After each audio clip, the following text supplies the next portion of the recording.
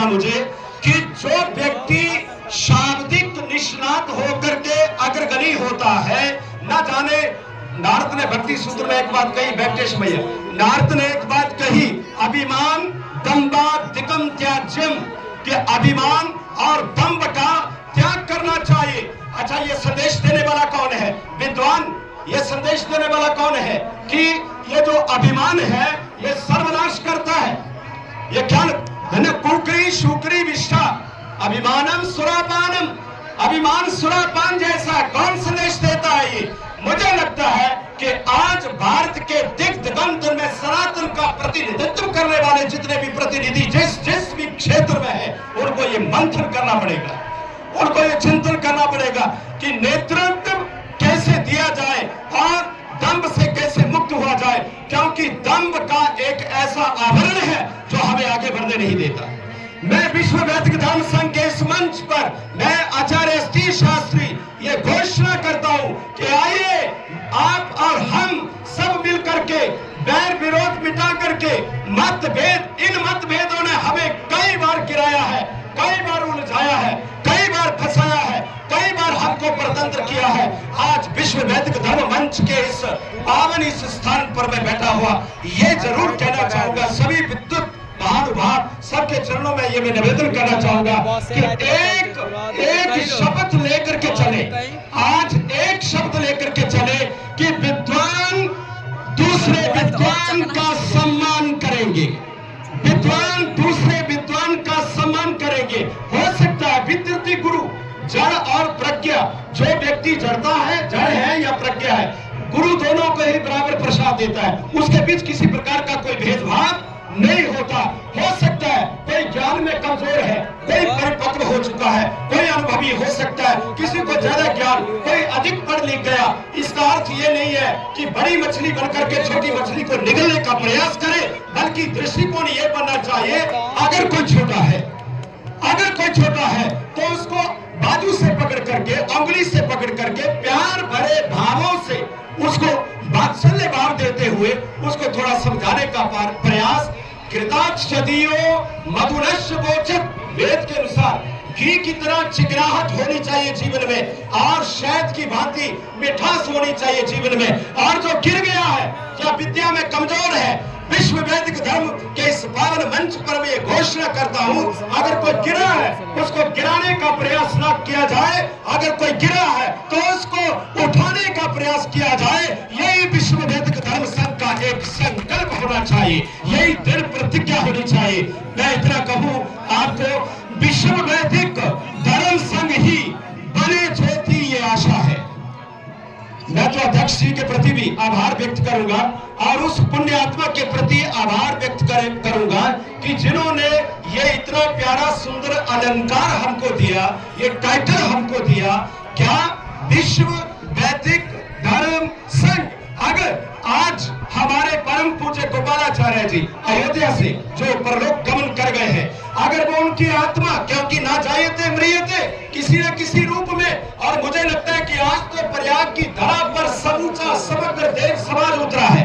ऐसा कोई देव शक्ति नहीं है जो प्रयाग की धरती पर इस समय अपनी उपस्थिति नहीं दे रही है। यहाँ का कण कण, खग किन्नर नाग नर सुर गंधर्व देव ऋषि संत महात्मा ज्ञानी वैरागी सन्यासी तपस्वी सब लोग इसमें प्रयाग की पावन धरा पर आकर के इसको पवित्र कर रहे हैं।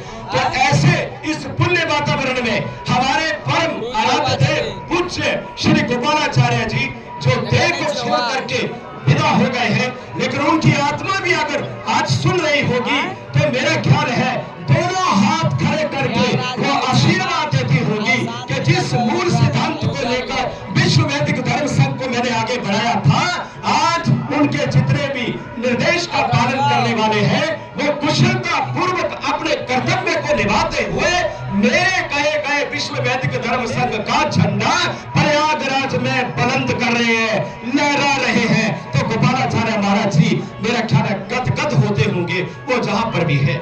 मैं आशा करता हूं विद्युत महानुभाव कि हम अपने आचरण, अपना विचार, अपने संस्कार, स्वयं का सुधार।